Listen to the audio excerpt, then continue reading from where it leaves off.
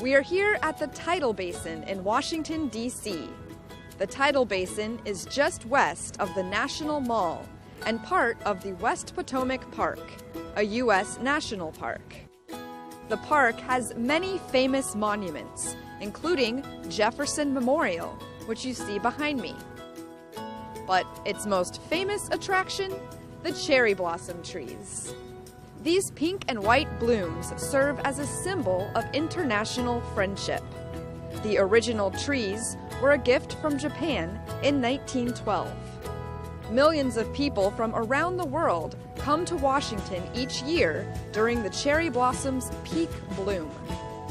Peak bloom is a term that you hear a lot this time of year, and for the purposes of the cherry blossom, peak bloom is defined when 70% of the Yoshino variety of cherry trees are in bloom.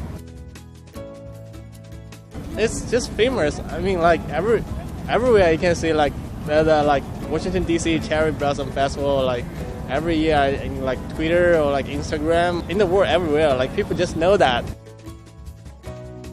Coming from Buffalo, New York, where it's been winter for even a mild winter this year, but winter for the past 5 months or so it seems. It's just nice to be out in the sunshine and to see evidence of spring all over. I come a couple times for the cherry blossoms because I love them, and I always try to come early, the peak, and then a couple days later. I just love this place.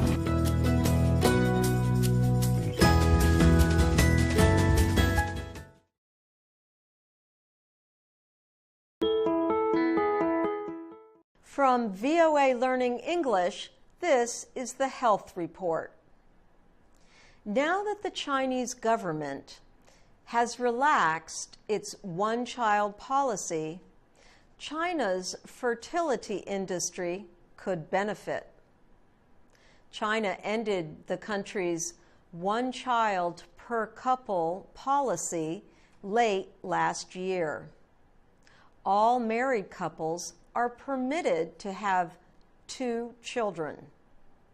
The world's fertility clinics or medical centers should see an increase in business. Many couples face problems when trying to conceive or become pregnant. Other couples would like to select the gender of their child. The government does not permit gender selection or advanced fertility methods. Middle-class Chinese couples travel to Australia, Thailand, or the United States for fertility treatments. These foreign markets could benefit from an increased demand for fertility services. A fertility clinic in Thailand told VOA that the number of Chinese patients has nearly doubled in the past 3 years. The same clinic changed its business process to attract Chinese clients. The clinic hired a Mandarin-speaking staff and printed its documents in Mandarin. Sue Channon works for a fertility clinic in Sydney, Australia. She says there has been an increase in inquiries from Chinese couples. She says their doctors and staff in Australia speak Mandarin. China's one-child policy became law 35 years ago. The birth rate in China was too fast and too high. It reached 1 billion in 1982. Because of the policy, China has nearly 1.3 billion people. That is fewer than it would have without the limits on family size. For VOA Learning English, I'm Ann Ball.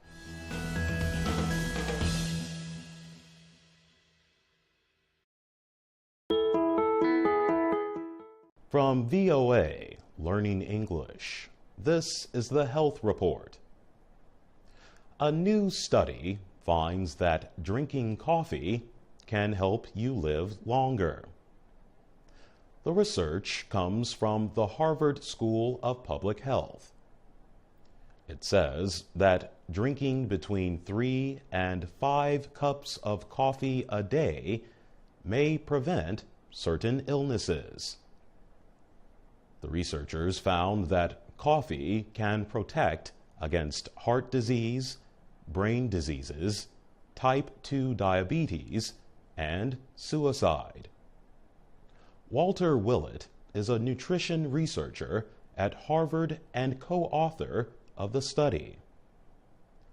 Willett says the findings extend to both caffeinated and decaffeinated coffees. The health benefits come not just from the caffeine in coffee, but from compounds in the beans.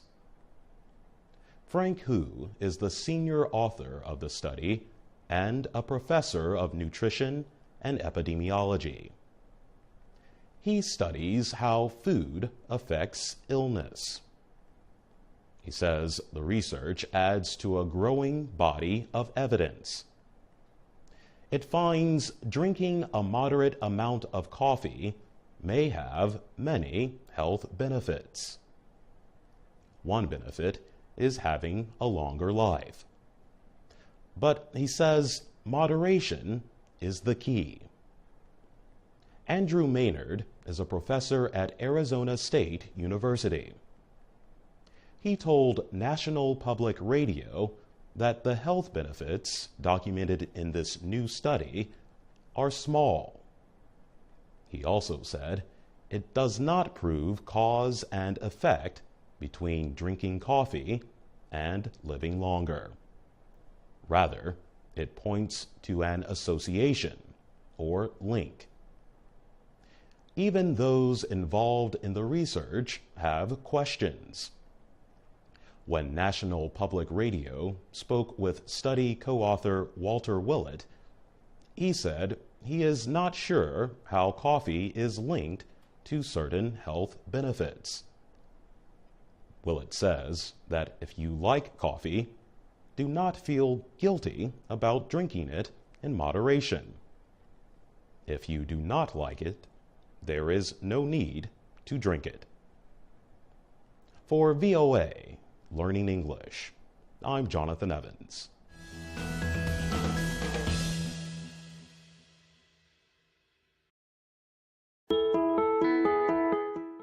From VOA Learning English, this is the Education Report.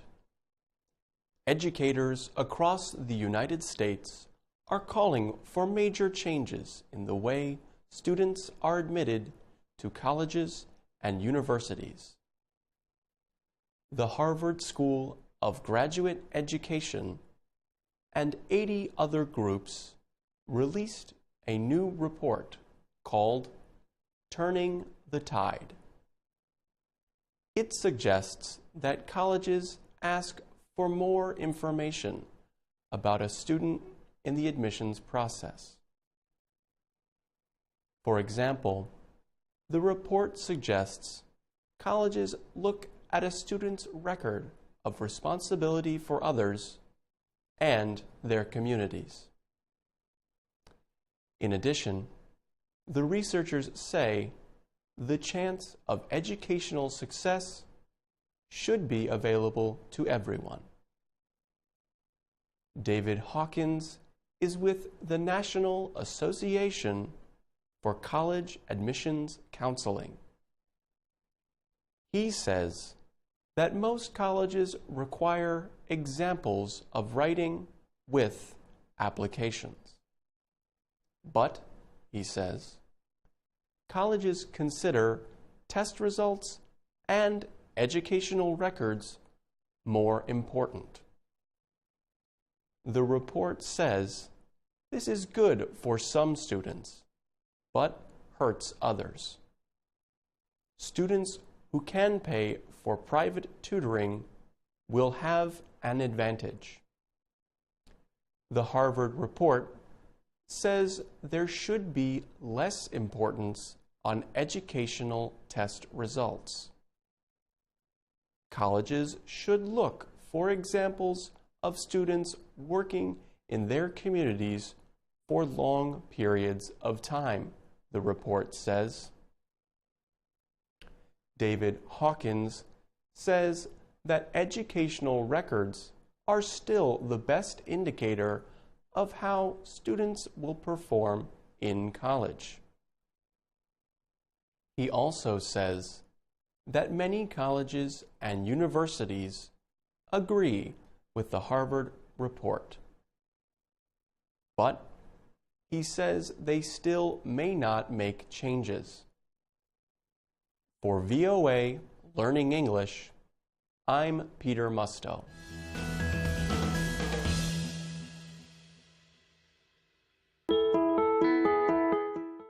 From VOA Learning English, this is the Education Report.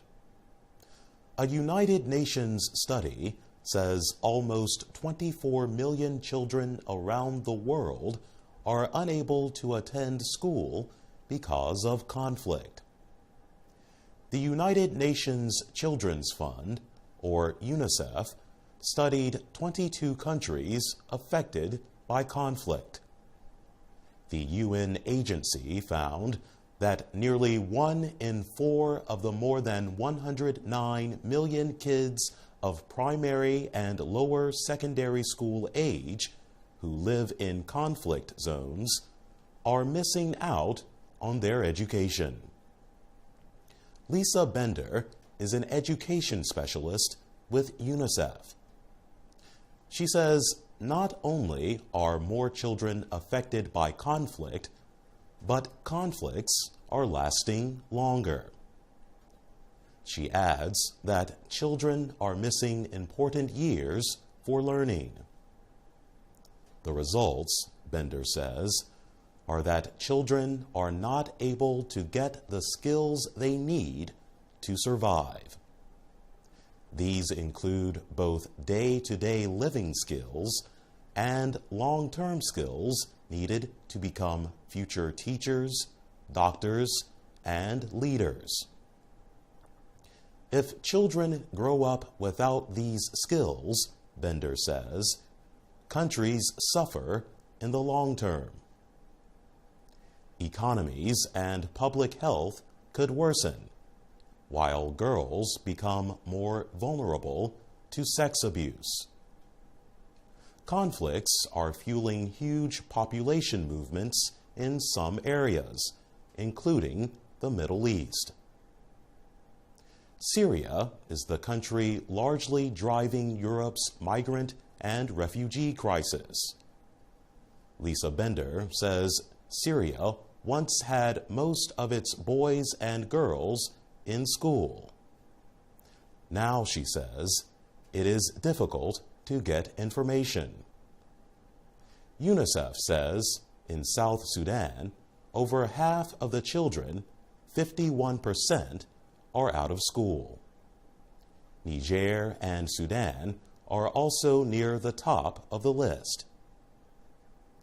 UNICEF says Afghanistan has made progress, but 40% of its children still are out of school. For VOA Learning English, I'm Jonathan Evans.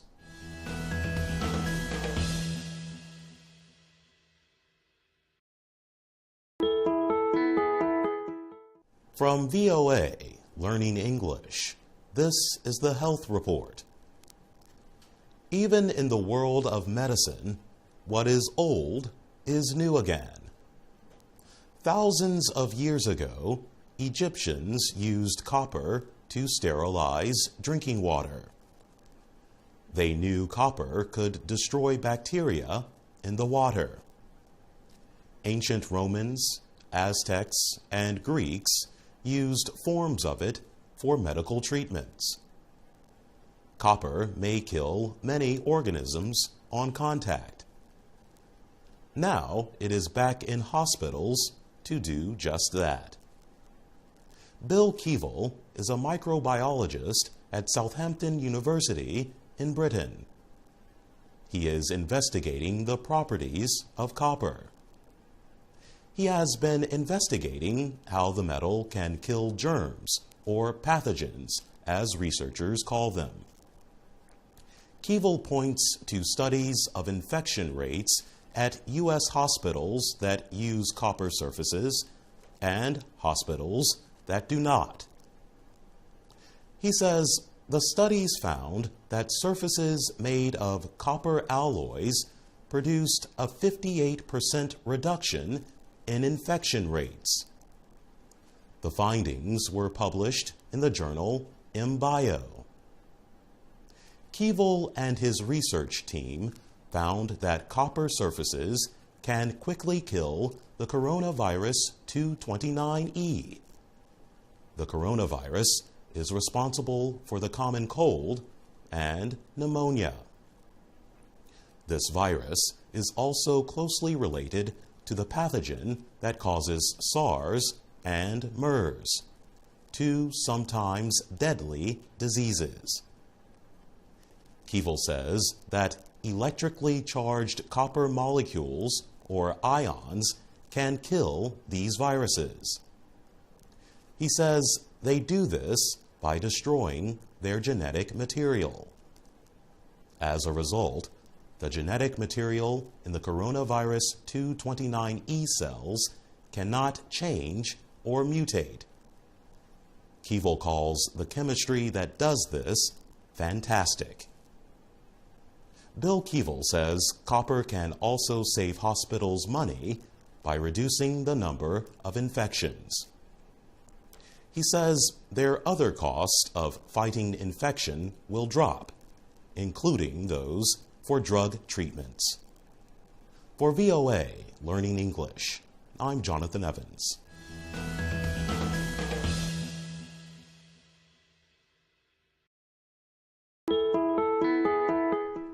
From VOA Learning English, this is the Economics Report.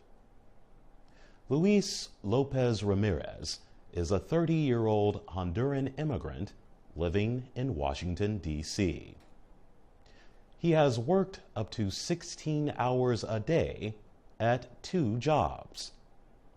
He saves his money and rents a small room.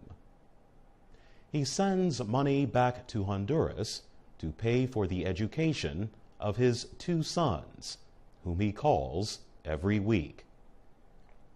The money he sends home also paid for the purchase of a small house in Santa Barbara, Honduras.